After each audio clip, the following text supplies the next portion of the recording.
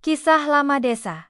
Setelah berkunjung ke pohon sakura mati, Liang Feng tidak bisa tidur semalaman. Kilasan kenangan yang bukan miliknya terus terngiang-ngiang dalam ingatan. Wajah wanita berbaju putih bernama Xiaoyan, janji yang tak pernah ditepati, dan batu nisan yang masih menyimpan rahasia. Pagi berikutnya, ia kembali bertemu Nenek Mei, tetua desa yang sering menceritakan legenda lama. Ia membawa surat misterius itu, serta selembar kertas bertuliskan nama Xiaoyan. "Nenek, bisakah Anda ceritakan lebih banyak tentang wanita ini?" tanya Liang Feng pelan. Nenek Mei memandang kertas itu lama, mata berkaca-kaca. Dengan suara lembut dan berat, ia mulai bercerita. "Dulu, sebelum desa kita menjadi seperti sekarang, ada dua keluarga besar yang saling berseteru. Keluarga Feng dan keluarga Yan.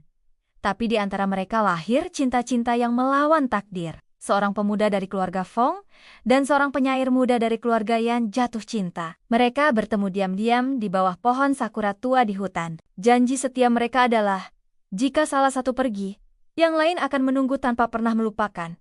Sayangnya, perang datang. Pemuda itu pergi untuk bercanda dan tak pernah kembali. Wanita itu, Xiaoyan, terus menunggu di bawah pohon sakura. Akhirnya, suatu malam, dia menghilang begitu saja. Orang-orang bilang, dia meninggal karena menunggu cinta yang tak pernah pulang. Liang Feng mendengarkan tanpa suara. Hatinya terasa sesak. Ia merasakan kesedihan Xiaoyan, seolah itu adalah miliknya sendiri. Tapi, apakah ada yang tahu apa yang sebenarnya terjadi pada Xiaoyan? Tanyanya. Nenek Mei menggeleng pelan. Yang orang tahu, hanya satu hal. Ia menatap mata Liang Feng dalam-dalam. Beberapa orang mengatakan bahwa Xiaoyan masih menunggu di dunia antara, tempat roh yang tidak bisa melepaskan masa lalu tinggal, dan entah kenapa, dia mencari seseorang. Liang Feng pulang dengan hati yang penuh tanya. Di langit senja, angin bertiup perlahan, membawa bunga sakura yang belum saatnya mekar. Dan kali ini, saya yakin sekali, itu adalah jawaban dari Xiaoyan. Setelah mendengar legenda tentang Xiaoyan dari Nenek Mei, Liang Feng pulang dengan hati yang tak tenang. Malam itu, ia duduk di meja kerjanya, memandangi surat pertama yang masih rapi. Kalimat itu terus terngiang. "Aku masih menunggumu di bawah pohon sakura, seperti janji kita." Ia ingin percaya bahwa semua ini hanya kebetulan, tapi semakin lama, semakin jelas bahwa sesuatu yang lebih besar sedang terjadi. Saat fajar menjelang, kabut tipis memenuhi desa. Angin berhembus pelan, membawa aroma tanah basah dan dedaunan pagi.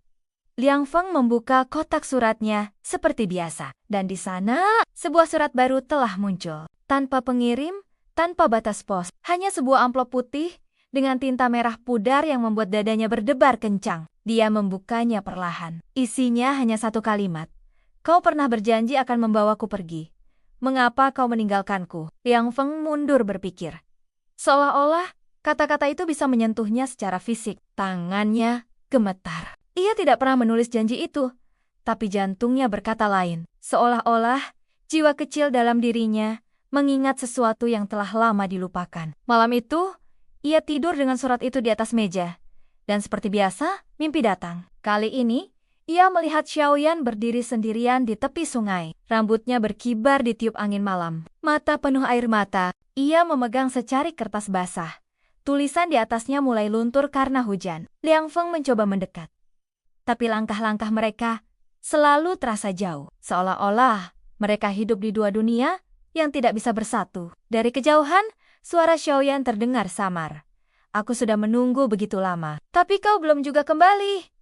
Liang Feng tersadar dengan napas berburu. Di luar, hujan mulai turun. Air membasahi bunga sakura yang baru saja mekar di halaman rumahnya. Dan saat dia menatap surat kedua itu sekali lagi, dia menyadari sesuatu. Di sudut surat, ada goresan kecil yang mirip dengan bekas air mata. Seolah-olah Xiaoyan benar-benar menangis saat menulisnya. Sampai jumpa di part keempat.